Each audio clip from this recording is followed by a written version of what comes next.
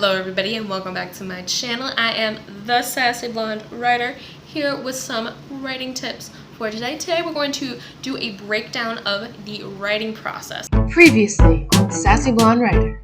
Stages of the formal writing process. That's the writing process that you learn about in school. You have topic selection, that's when you figure out what you're writing about. You have pre-writing, that's gathering your sources, outlining if you outline. Drafting, this is when you put pen to paper or open a new document to put words on the page.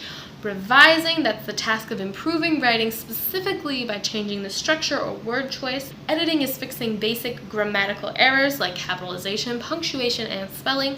And publishing is giving your work to the audience. Now let's dive in a little bit deeper. Today's focus is on revising, editing, and publishing. Revising. Now I already talked about this a little bit now.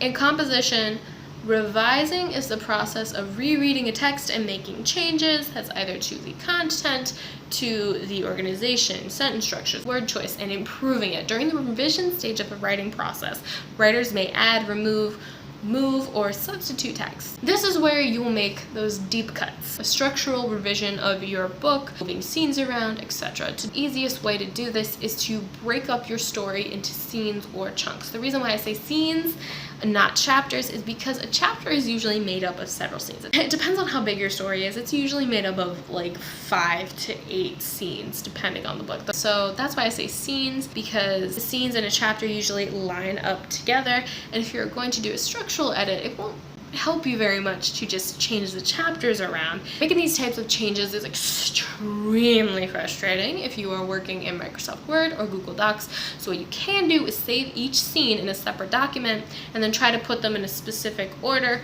Then you can transfer that onto one manuscript. I did that during my first attempt writing a novel because I didn't have Scrivener yet. It's a pain, but it gets the job done. If you can, I highly recommend getting Scrivener or something similar to it, especially if you are writing a longer project. You can get it on your computer as a program for I think it's like $99. I'll link to it down below.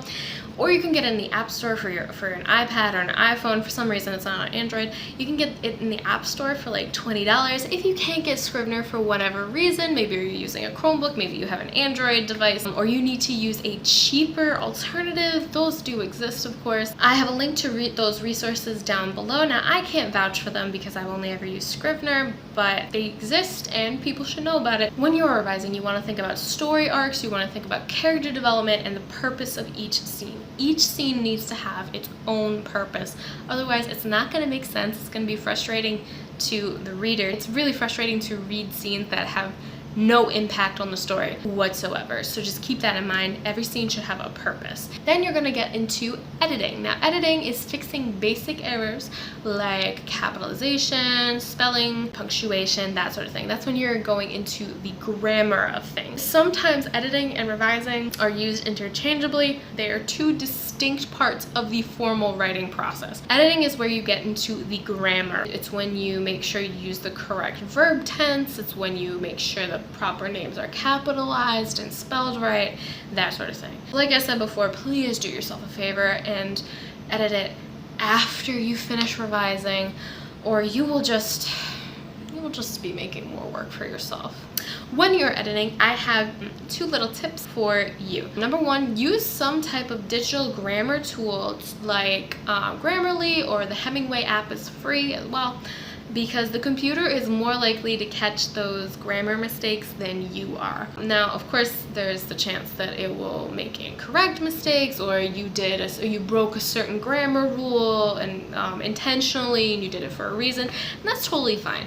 But you can just ignore the things that are highlighted by the computer. It's a lot easier to just ignore the things that the computer highlights, rather than having to do all this yourself, because there are a lot of things that you're just not going to catch or not realize were an issue.